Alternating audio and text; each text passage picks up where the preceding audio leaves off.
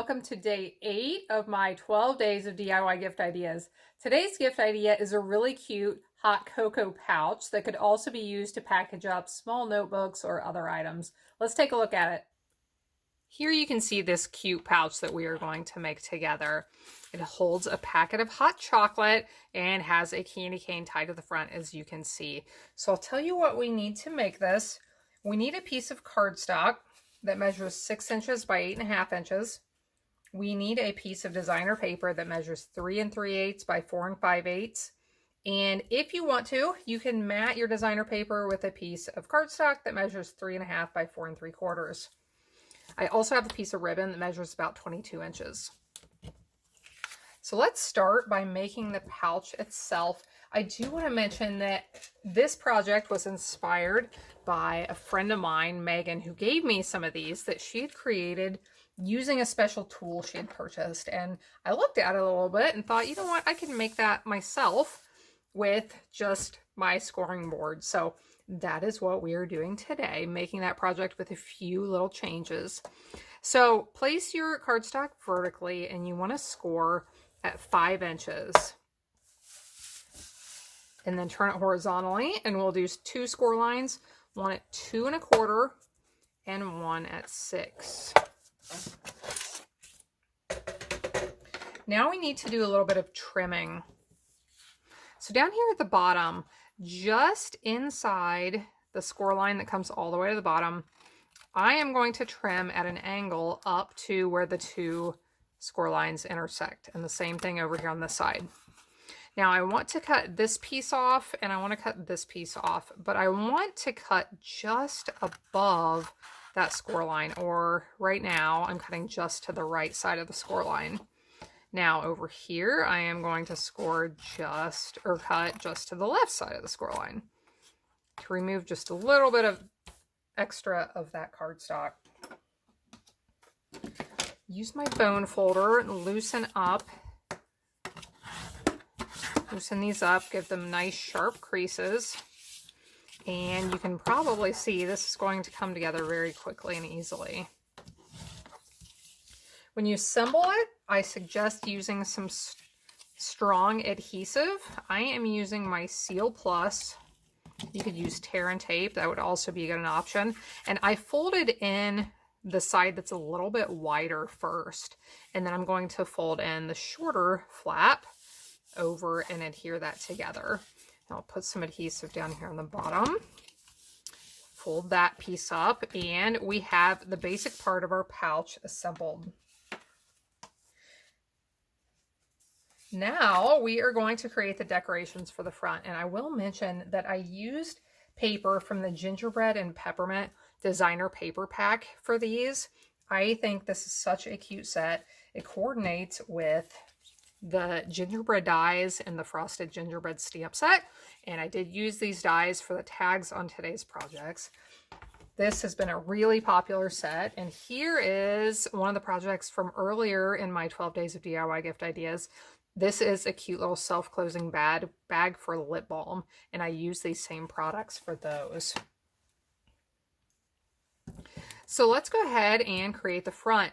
I will point this out to you. Do you see the little notch up here at the top? I thought that was cute. The sample that I had seen had a little circle cut out, but I decided to use the tailored tag punch to create this. I'll show you how I did that. I'm going to put my punch over the paper here, and I'm not going to punch through yet, but so I'm lining this up in the center. If you want to make a mark so that you know that you get it centered, you can do that. I am just going to eyeball this, and it does work just fine by eyeballing it. So I'll punch that out. Now I want to lay this on top of this cardstock mat that I've created. This Seal Plus is so strong. When you use it with designer paper, you do not need to use much at all of it. Now we need to create the notch out of the white cardstock. So I am going to put this over. I want to line up the left edge of the punch so that it is even with that designer paper, but I don't want to punch there. So here it's even.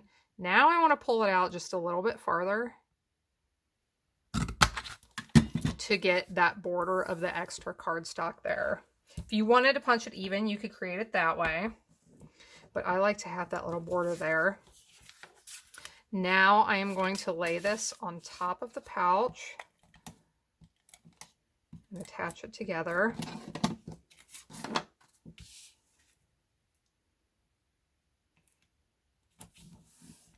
And we need to create one more notch out of the top. Now, when you slide this on, it is going to be a little bit tighter. So I want to line it up first with the edge of my cardstock, and then I want to pull it out. And this time I want a little bit larger border, so I'm going to pull out just a little bit farther.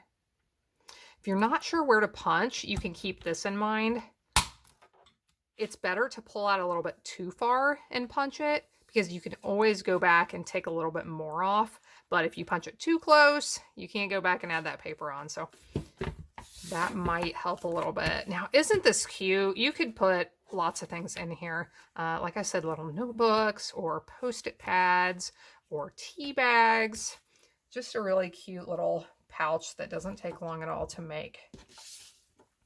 Now let's decorate this.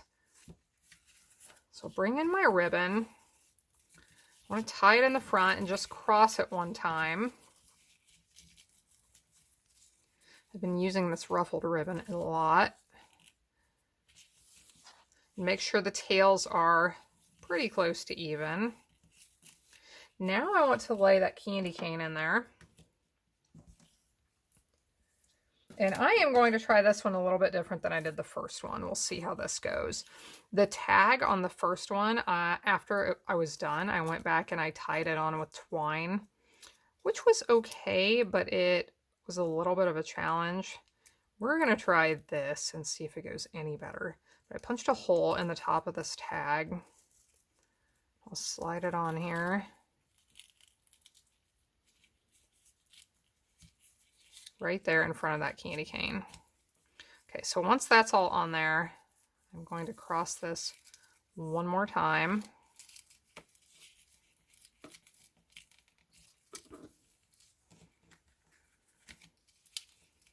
And once it's crossed and everything is pretty much situated, I can go ahead and tie my bow. If you need any tips on tying bows, I am going to link you to a video right here about bow tying. It has some really great tips that may help you tie beautiful bows if that is something that you struggle with.